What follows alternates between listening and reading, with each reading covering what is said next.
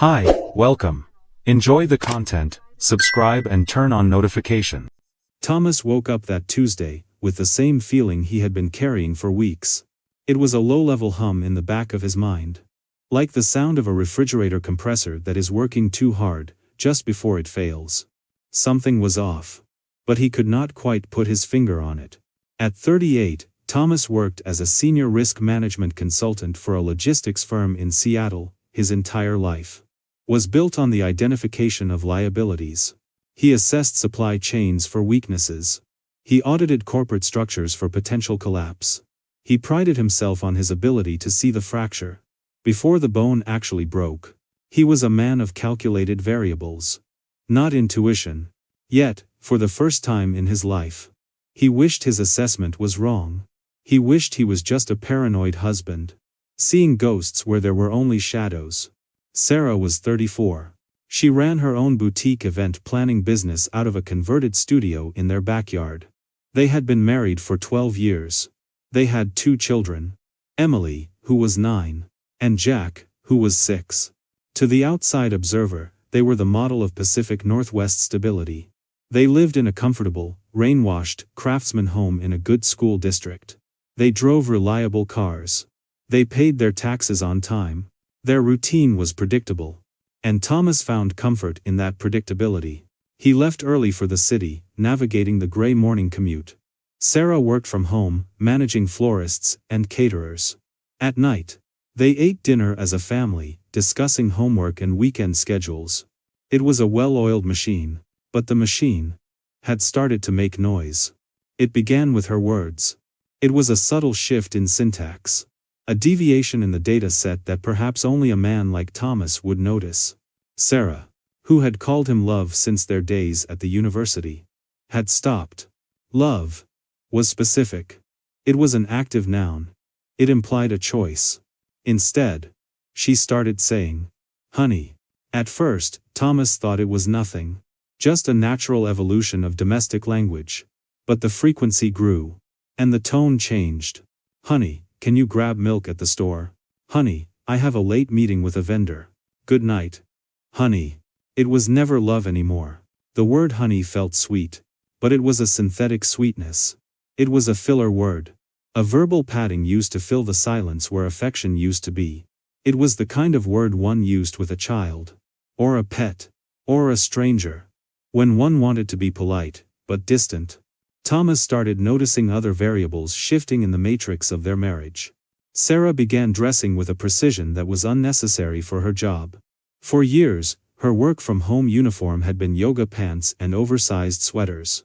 Now, she was applying makeup at 8 in the morning.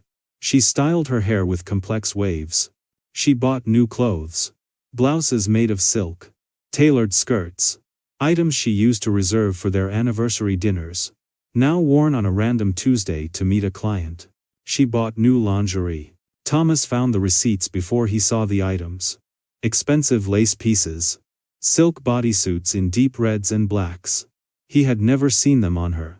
When he asked if she bought anything new recently, she mentioned buying socks for Jack. A lie. A direct falsification of inventory. And then, there was the phone. Sarah's phone used to be a communal object, often lost between sofa cushions. Now, it was an extension of her hand. It was always with her. When she set it down, the screen was always facing the table.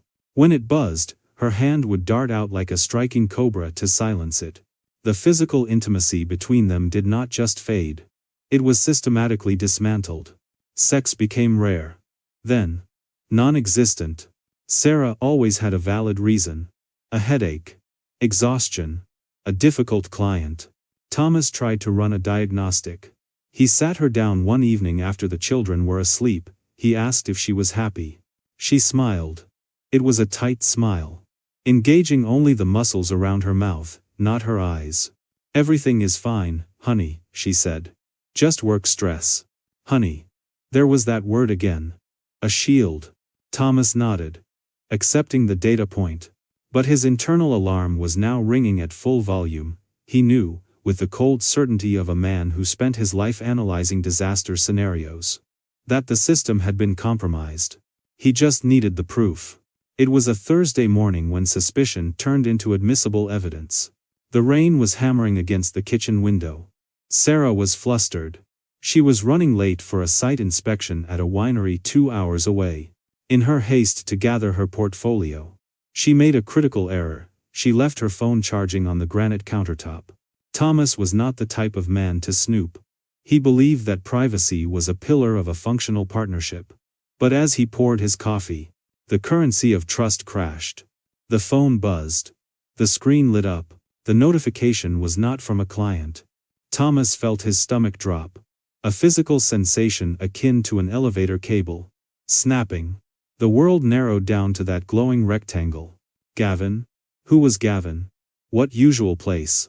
His heart began to pound against his ribs. A heavy, frantic rhythm. He picked up the phone. His hand trembled slightly. A biological betrayal he despised. But he steadied it. He swiped up. The passcode. He knew it. It was Emily's birthday. He typed it in. April 21st. The phone unlocked. He went to the main messaging app. It was clean. Suspiciously clean. Thomas knew better. He swiped to the second page of apps. There it was. An encrypted messaging app. Disguised as a utility tool. He opened it. There it all was. The raw data of betrayal. Months of messages with Gavin. The conversation history was a nauseating transcript of a parallel life Sarah was living. You are incredible. I can't stop thinking about what we did yesterday. He is so boring. I feel like I am suffocating in this house. That afternoon at the Sapphire Hotel was perfect. Thomas felt bile rise in his throat. He swallowed it down. He was reading a report on the destruction of his own life. He scrolled up. He saw photos. Selfies Sarah had taken in their bathroom. Intimate photos. Photos of them together. Gavin was a man in his early 40s, smug. Soft face. Thomas dropped the phone onto the counter as if it were radioactive material. He took a deep breath, gripping the edge of the counter until his knuckles turned white. He closed his eyes. He wanted to scream. He wanted to tear the world apart. But Thomas did not do that. He was a risk management consultant. He did not react. He responded. He opened his eyes. The rage was still there, but he had packed it into a steel box in the back of his mind. He grabbed his own phone. He opened a secure browser and searched, Private Investigator. Seattle. Washington. He found a name. Vance Investigations. He dialed the number. I need concrete proof, Thomas said. His voice was steady, terrifyingly calm. I believe my wife is compromised. I saw the data. Now, I need the documentation. The next 3 days were the longest 172 hours of Thomas's life. He had to maintain the baseline. He had to continue the simulation of a happy marriage. He sat at the dinner table across from Sarah. She was radiant. The affair gave her a glow. A flush of excitement that she barely concealed. She called him honey with that cruel distance. Thomas watched her. He analyzed her micro-expressions. The way she smiled at her phone. The scent of a perfume musky and floral that he had never bought her. He felt like a spy in his own home. On the third day, a courier delivered a plain brown envelope to Thomas's office. Thomas locked the door of the conference room. He opened the envelope with hands that were perfectly steady. Inside was a stack of high-resolution photographs and a USB drive. Thomas laid the photos out like a game of solitaire. The first photo showed Sarah standing outside the Sapphire Hotel. The second photo showed Gavin arriving, placing a hand on her lower back. The third photo was the knife in the gut. They were walking into the lobby, laughing. Sarah was looking at Gavin with a look of adoration that Thomas had not seen directed at himself in half a decade. Thomas picked up the USB drive. He plugged it into his laptop. There were 3 video files. He clicked the first one. Sarah and Gavin were standing by her car. Gavin pulled her close. He kissed her. It was not a quick peck. It was a long, deep, passionate kiss. Thomas paused the video. He stared at the frozen image of his wife's face. Eyes closed in ecstasy. Lips locked with a stranger. He felt the tears come. Hot, stinging tears of humiliation. He let them fall for exactly 60 seconds. Then, he wiped his face. He closed the media player. He opened the PDF report. Subject, Gavin Miller. Marketing Director. Married. 2 children. The report included timestamps, GPS data, and credit card receipts. It was a complete dossier of infidelity. Thomas put everything back into his briefcase. He opened his browser and searched, divorce lawyer. Seattle. Custody specialist. He found Marcus Thorne. A shark in a tailored suit. I want full custody, Thomas told him. The children stay with me. We will fight for primary residential placement, the lawyer said. I will draft the petition. We can have her served within 48 hours. Do it, Thomas said. But I will deliver the news. Myself. That night, Thomas executed the final phase of his operation. He arrived home before Sarah. He sent Emily and Jack to the neighbor's house. He set the scene with the precision of a stage director. He turned off all the overhead lights.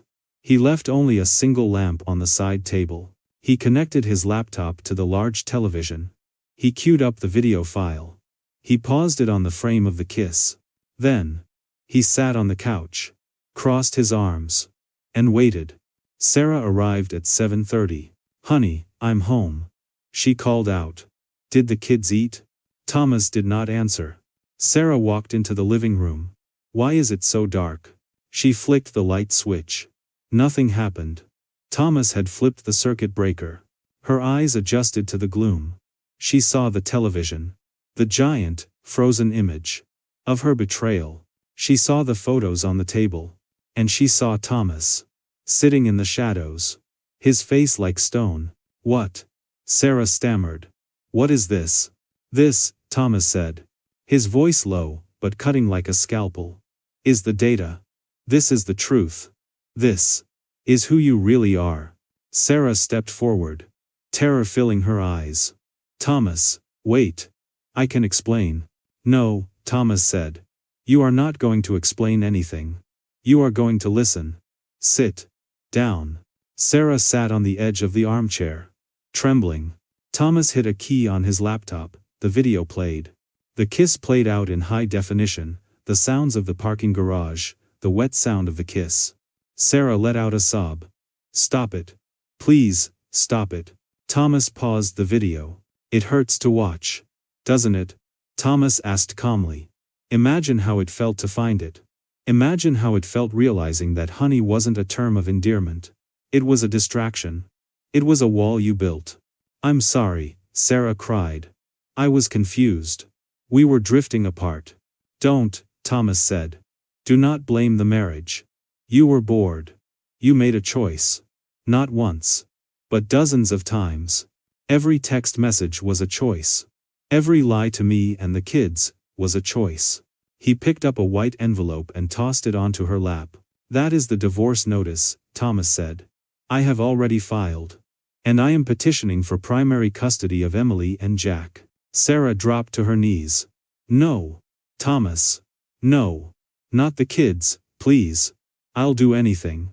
I'll end it with him. Thomas looked down at her. He looked for a spark of sympathy in his own heart. He searched for that variable. He found nothing. 0. You destroyed this family, Thomas said, standing up. Not me. You. And now, you are going to live with the results of your audit. Thomas did not stop at the divorce papers. In his line of work, when a systemic risk is identified, one must ensure it is fully neutralized. He compiled the evidence. He sent it to Sarah's parents. The email was short and factual. He found Rachel Miller, Gavin's wife. He sent her a message. I am sorry to be the one to tell you this, but our spouses are having an affair. Rachel wanted the proof. Thomas sent it. The bomb detonated with devastating efficiency. Sarah's parents were shattered. They cut off contact with their daughter. Gavin fared no better. His wife forwarded the evidence to his company's HR department. Gavin was placed on leave, and eventually forced to resign. He blocked Sarah's number to save himself. Sarah was completely alone. The legal battle dragged on for 6 months. Thomas remained stoic. He presented his logs. He presented the financial records. The judge issued the ruling. Thomas was granted primary custody. Sarah was given visitation rights every other weekend. She had to move into a small studio apartment. She was left with a fraction of the life she once had. Time is the only variable that moves in one direction. 10 months after the divorce, Thomas stood in the produce section of a grocery store. Life had stabilized. The system had been reset. Thomas had been promoted. He was healthier. He had learned that Sarah's affair was not a reflection of his inadequacy, but of her own broken internal logic. He was picking out apples with Emily when he turned his cart and saw her. Sarah. She was in the pasta aisle. She looked thinner. Gaunt. She was wearing a worn coat he recognized from years ago. Her basket contained generic cereal and a frozen dinner. Their eyes met. The store seemed to go quiet. Sarah opened her mouth. She took a half step toward him. There was a desperate hope in her face. A plea for recognition. Thomas looked at her. He waited for the anger. He waited for the pain. He felt nothing. It was a profound, hollow silence. He looked at her and saw a stranger. He saw a woman who had made bad investments and was now living with the returns. There was no hate. There was no love. There was only indifference. She was a figure from the past. A liability written off. Thomas did not nod. He did not smile. He simply turned his cart 45 degrees. "Dad, did we get the milk?" Emily asked. "Not yet, sweetie," Thomas said. His voice calm and warm. "Let's go get it now." He walked away. He did not look back. That night, Thomas stepped out onto his back porch. The rain had stopped. He opened a beer and sat in the chair. He thought about the Tuesday morning when it all began. The shift from love to honey. He realized that noticing that single data point had saved him. If he had ignored it, he might still be living in a lie. Instead, he was free. He took a sip of his beer. He wasn't entirely happy. But he was solvent. He was secure. And he was honest. Some bridges have to be burned. So you can stop crossing back to the people who hurt you. Thomas watched the steam rise from his breath in the cold air. Satisfied that he was finally on solid ground. Thank you for watching the video. If you enjoyed it, don't forget to subscribe to the channel and turn on notifications so you won't miss any updates. See you next.